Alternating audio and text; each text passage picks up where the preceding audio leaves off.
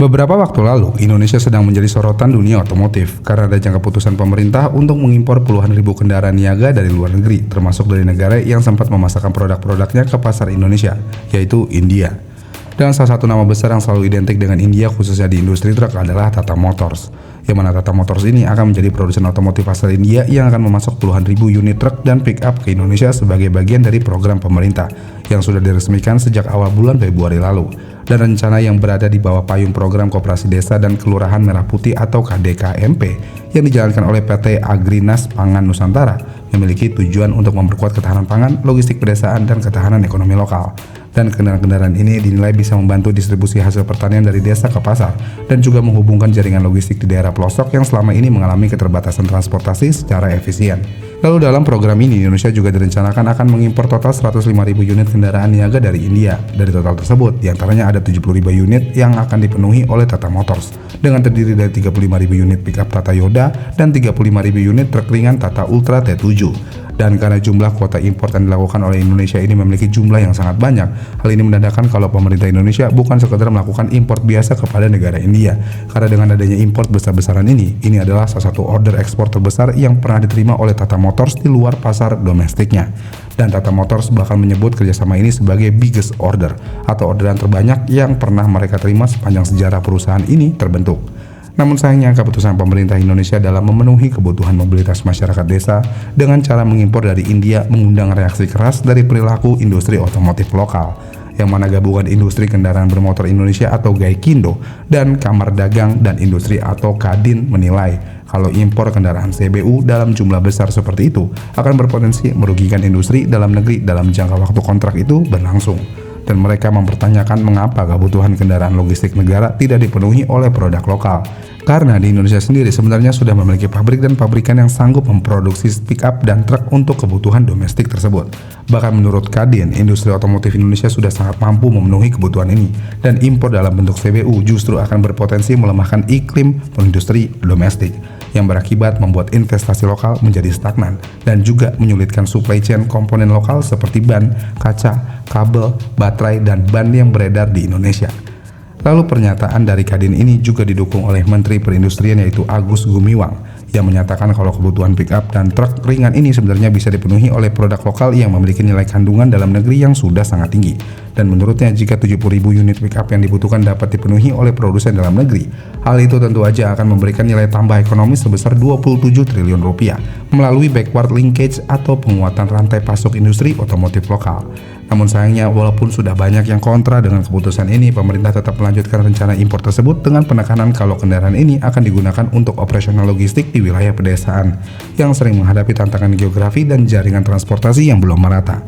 Tapi di sisi lain, kalangan industri mengingatkan kalau pasar kendaraan niaga Indonesia sudah menghadapi tantangan besar seperti sepinya permintaan dan penurunan penjualan akibat ekonomi domestik yang lesu. Dalam situasi ini, arus kendaraan impor dalam jumlah besar justru bisa memperburuk tekanan pada produsen lokal yang sudah menanggung biaya produksi dan investasi besar untuk menjaga stabilitas pasar, yang membuat keputusan pemerintah dalam mengimpor produk dari India ini dinilai menjadi langkah yang sangat terburu-buru dan juga sangat tidak mendukung industri lokal yang bisa dibilang sangat lesu dan diambang kritis saat ini.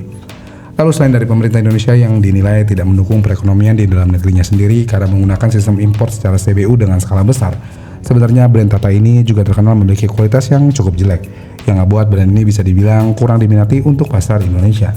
Yang mana meskipun Tata Motors dikenal sebagai produsen kendaraan komersial besar di India dan banyak negara berkembang, namun rekam jejaknya di Indonesia pernah menghadapi kritik dari konsumen dan juga para pengamat otomotif, terutama pada komponen kecil dan kualitas interior. Karena dalam sejarahnya banyak laporan dari pemilik Tata Super Ace atau mobil model pickup mini yang pernah dijual di Indonesia yang menyatakan kalau kendaraan ini banyak kekurangannya, seperti sistem elektrikal yang sering dianggap kurang stabil, yang membuat seringnya terjadi gangguan pada power window dan central locking pada kendaraannya. Dan untuk segi kualitasnya, part dari kendaraan Tata ini juga sering dinilai kurang responsif dan cenderung cepat aus jika dibandingkan kompetitornya yang berasal dari Jepang atau Korea. Kemudian untuk kualitas material interior pada model-model lama juga sering disebut sebagai model interior yang sangat disederhanakan karena banyaknya panel plastik yang cenderung lebih tipis di sekeliling interior. Jok juga kurang empuk dan juga panel kontrol yang terasa kurang premium jika dibandingkan dengan rivalnya. Kemudian selain masalah kecil tersebut, model-model komersial Tata yang pernah masuk ke Indonesia seperti Tata Super Ace juga memiliki keterbatasan keselamatan yang signifikan, yang mana ada salah satu sorotan terbesar seputar kendaraan Tata yang pernah beredar di Indonesia pada masanya, yaitu hasil uji tabrak keselamatan yang buruk. Karena model Tata Super Ace yang pernah diuji oleh ASEAN NCAP ini pernah mendapatkan rating 0 bintang di uji crash test tersebut. Dan hal ini bisa terjadi disebabkan karena di Tata Super Ace tidak adanya fitur keselamatan penting seperti airbag, ABS, atau ESC. Lalu struktur kendaraan yang tidak memberikan perlindungan optimal pada bagian penumpang ketika terjadi tabrakan frontal yang bisa menyebabkan pengemudi mengalami cedera parah ngebuat hasil rating uji crash test yang didapatkan oleh Tata Super Ace ini di angka 0 besar. Dan hasil uji crash test ini menunjukkan kalau Super Ace hanya mampu mencetak poin yang sangat rendah dalam perlindungan penumpang dewasa, sehingga secara keseluruhan dinilai sangat buruk oleh standar ASEAN NCAP. Meskipun Super Ace bukan model yang akan diimpor dalam jumlah besar di program 2026, tapi citra keselamatan brand Tata ini di pasar otomotif Indonesia tetap akan terpengaruh secara signifikan karena sejarah buruk brand Tata ini yang membuat orang enggan menggunakan brand Tata. Tapi walaupun sejarah dari brand Tata ini memang dinilai cukup buruk dan juga melekat oleh semua masyarakat Indonesia, pemerintah Indonesia masih tetap yakin dengan produk keluaran dari brand Tata. Karena menurut mereka, brand Tata yang dulu bukanlah seperti brand Tata yang sekarang. Yang mana dua model utama yang direncanakan akan diimpor oleh pemerintah Indonesia dari Tata Motors yaitu Tata Yoda yang memiliki bentuk pickup truck, lalu Tata Ultra T7 yang memiliki bentuk truk ringan. Dan hal ini dinilai akan sanggup memenuhi semua kebutuhan komoditas yang ada di Indonesia. Dan hal ini bisa terjadi karena kedua varian ini memberikan spesifikasi yang cukup menjanjikan untuk keperluan di daerah pedalaman dan juga pelosok. Yang mana untuk Tata Yoda, mobil pickup truck ini memang dirancang untuk tugas berat di medan yang sangat menantang. Dan model ini tersedia dalam pilihan single cabin ataupun double cabin, dan pilihan penggerak 4x2 atau 4x4 yang cocok untuk rute off-road. Dan fitur-fitur utama dari Tata Yoda ini antara lain ada di kapasitas muatan luas dengan ruang bak yang besar, suspensi yang kuat, mesin diesel yang efisien dan juga dirancang untuk total cost of ownership rendah, kabin yang dirancang untuk kenyamanan dan pengoperasian kendaraan dalam jangka panjang. Dan keunggulan-keunggulan yang diiklankan Tata pada Yoda ini adalah nilai utama yang bisa diberikan oleh pemerintah Indonesia dalam memilih brand Tata untuk menyediakan kebutuhan mobilitas masyarakat Indonesia di bagian pedalaman. Lalu untuk varian keduanya yaitu Tata Ultra T7. Tata Ultra T7 adalah truk ringan yang difokuskan pada aplikasi logistik modern dengan spesifikasi mesin diesel sekitar 2956 cc dengan tenaga sekitar 125 PS pada putaran 2800 rpm dan torsi yang cukup besar yang bisa berada sekitar angka 360 Nm. Lalu truk ini juga sudah dilengkapi dengan tangki bahan bakar besar yang berukuran 90 liter, suspensi depan dan belakang yang dirancang untuk beban berat dan rem udara ganda yang efisien.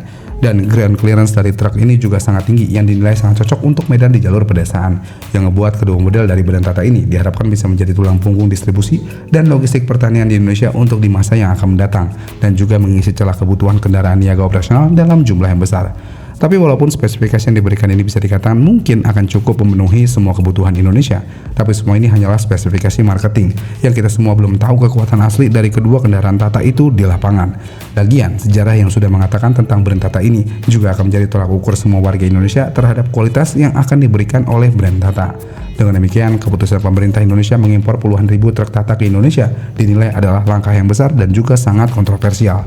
Karena di satu sisi, pemerintah melihat kebutuhan nyata untuk memperbaiki logistik pedesaan dan juga mempercepat pembangunan rantai distribusi nasional melalui kendaraan yang diklaim efisien dan cocok untuk medan tantangan di pedesaan. Namun di sisi lain, pelaku industri lokal, pabrikan domestik, dan para kritikus otomotif mempertanyakan keputusan ini karena potensi dampak negatifnya buat industri nasional lebih besar. Ya, semoga aja kedepannya pemerintah Indonesia akan sadar kalau tantangan terbesar dari negara ini bukan hanya soal berapa banyak yang akan diimpor untuk memenuhi kebutuhan mobilitas masyarakat di daerah terpelosok, tapi pemerintah juga harus mengetahui bagaimana cara memaksimalkan kualitas, keselamatan, dan manfaat ekonomi yang maksimal buat negaranya sendiri. Gimana nih menurut kalian? Komen di kolom komentar di bawah ya, dan sampai jumpa di video selanjutnya.